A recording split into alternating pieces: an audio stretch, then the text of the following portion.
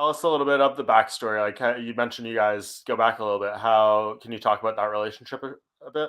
Yeah, just we've both been in PFL for a long time, and our paths have not crossed just yet until this week. And we always knew that we were both going to do well in this because of his style and my style.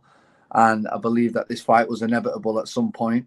If we both would have won in the semis last year, it would have been then, but it's now, and it's for $1 million. It's for a world title. It couldn't happen at a better time.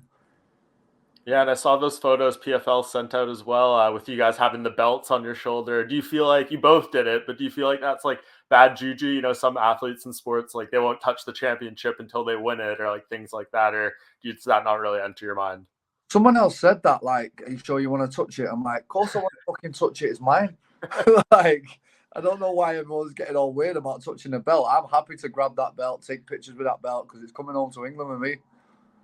Yeah, I think I don't know. Maybe it's like more of like an American sporting kind of mindset or something.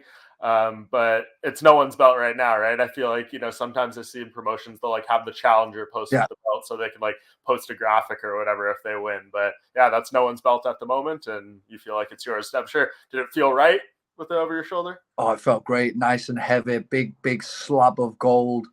Ready to get put in my hand luggage and taken back through the airport in New York. Yeah, man, that's gonna be a wonderful trip home, I imagine. So, like you mentioned, obviously thinking about fighting Bubba a lot in like recent years, but to actually go through the camp and everything for him and do like specific stuff, how do you think it went? Like, did you learn more about him? Do you feel like the preparation kind of went exactly how you imagined it in the past when you'd kind of think about this fight? I mean, I fought so many wrestlers in the past now. Pretty much for the last 10 years, everyone I've ever fought has tried to take me down. So this is it's nothing new. There's only been one guy that's ever been successful at actually getting me down and controlling me on the ground for a round, and that was Movlid. I don't believe Bubba is Movlid, and I believe that I'm going to impose my will on him. I believe I'm a better fighter than I was then anyway. And yeah, I mean, Pat Healy, I fought Tyler Diamond, I fought other good high level wrestlers throughout my career, and nothing new. It's another day at the office. Yeah, and I know you've kind of done this process before, but to actually be here, go through the season, be at the final. I know you got one more fight left, and it's the most important one of all. But people talk about like what this season structure is like, the playoffs, all that stuff. Is it as difficult as they kind of mention it to be on the cusp of kind of the one last fight, or do you feel like you've handled this schedule this year pretty well? Last year was horrific. I got it all wrong. I was just having my foot on the pedal all year. I didn't really know how to gauge it. I feel like now I've matured. I've learned from the last season, and I've really put the camp into the way that it should have been. Taking the breaks when needed, and yeah, I mean it's its own entity. PFL, it really is. It's a really difficult thing to fight every 6 to 8 weeks. The big weight cuts, the injuries that you get from the previous fights, you got to bring into the next fights, and then your mindset, and then you're doing a face-off immediately after your last fight. It's crazy. But I'm a guy that has always asked for competition and always wanted competition. I always wanted to stay active. And when I signed with the PFL, the main reason I did sign was because they could promise me 4 fights in 6 months. And I got my wish, and it came thick and fast. And I love it. I love it. I do love fighting for the PFL. Yeah, and we kind of were talking about like American kind of sporting philosophies earlier, and people talk about like a championship hangover. Like the team that has to go the furthest and play the most games, and work the hardest and stuff like that to get the championship. The next year, it's like harder for them to kind of get up for it and stuff like that. When you think about it, are you like winning this championship and having to think about coming back next year to defend it in however many months? Is that like kind of an agonizing thought to you, or is that something that excites you to try to kind of repeat? Yeah, I mean, I'm not going to lie to you. Like, when this season was coming around, I was like, fuck yeah, I'm going to have to go through that again.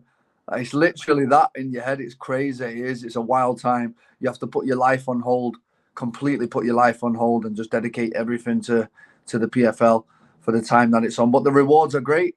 And on Friday night, I'll pick up the $1 million check and it'll all be worth it. Yeah. Are you back next year, or what's your kind of your contract situation with them? You've been with them for a while now, so I was kind of wondering. Yeah, I leave that with Malky and first round. They deal with that. I honestly couldn't tell you what it looks like. Hmm. Awesome. So like to go out there and I mean this is like a big weekend, right? There's not much MMA going on. It's PFL. They're doing the pay-per-view and stuff. How do you kind of feel about this big change they're doing for this championship this year? I mean, PFL deserve it. They've treated me great. You know, I'm a guy that's been here for a long time now. I'm kind of a poster boy for the European scene over here, and I'm glad that they're making progressions. I hope that they do good pay-per-view numbers. I really do, and I'll do everything I can to push that. And you know, you can always expect an exciting Brendan Loughnane fight. Yeah, and it kind of shows what they think about you, right? Like, there's obviously all these championship fights on this card, but only 2 fights got taken to the Empire State Building today, right? It was you and Kayla and Larissa. I mean, yeah, Kayla and Larissa, they fought before. We've seen that fight.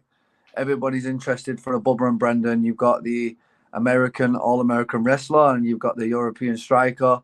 And the last time we seen that for a world title was Leon Edwards versus Usman, and we've seen what happened there. So, you know, I'll be looking to repeat history and get another belt back to the UK. Yeah, is the 5 rounds daunting at all here? Or do you feel like if it goes that far, you're going to be pretty ready for it? Oh, listen, I'm embracing the 5 rounds. I've always been a 5 round fighter. I'm excited to get into them deep waters. Yeah, and do you obviously, you feel like you react well in that situation too, opposed to how Bubba may react? 100%. I'm a 5 round fighter. Bubba's not, so I'll prove that on the night. And I mean, this is obviously this is the moment you work for when you sign with PFL, right? Like, this is what they sell you on, the big advertisement to come here is the $1 million. Does it bring more pressure going in, being like, man, I can't let this opportunity slip through me, or do you have to look at it just like another fight and things like that? There's no more pressure than fighting Chris Wade in front of 6,000 English people in my last fight with all the shit talk going back and forth. Trust me, there was no more bigger pressure than that. So I feel like that was a good build up for this one. Yeah, was that a good confidence booster for you? For sure. I mean, obviously there's a lot on the line there between you two guys. Yeah, I mean, I was a 3-1 underdog. Everyone thought Wade was going to come to England and walk through me. Again, another American wrestler that everyone thought was just going to take me down and hold me down. And I don't know when they'll start learning that that's not easy to do. And again, on Friday night, I will prove it again that I am, you know, it's not a walk in the park to grab hold. I think they look at me and think, oh, he's only skinny. We can just grab hold of this guy and kind of manipulate him and put him wherever we want. But he's going to find out and find out fast. Yeah, it's also kind of a compliment too, right? If they feel it needs to go there so badly, they don't want to stand up with you either. Oh yeah, they're definitely not standing up. He reckons he's going to knock me out, but I said, "What? Are you going to put your first knockout on your resume?" I don't think so. Come on. Yeah, awesome, man. Well, super happy for you. I know it's been a long road. I mean, I'm sure you'll be asked a lot already or in the coming days too about, the whole UFC thing like that. Like, is there any level of vindication on your mind, feeling like, hey, if I do this, it even further stamps on the point, or is that so far in the past that, like, that's not even really a story we should be attaching to you as much anymore? I mean, this is probably the best interview that I've done because it come up last. Usually it comes up first. Right. That means we're taking a step in the right direction. Right. Hopefully after Friday night, it's a distant memory, but we'll see. Yeah, for sure. Well, I wasn't even going to bring it up, but I was like, hey, I'm kind of curious, and hopefully you haven't heard it. Hopefully you haven't heard it framed in that way either. So it's all good. All right, appreciate it, man. Best of luck with the rest of the week, and looking forward to seeing you in there. Thank you, my friend.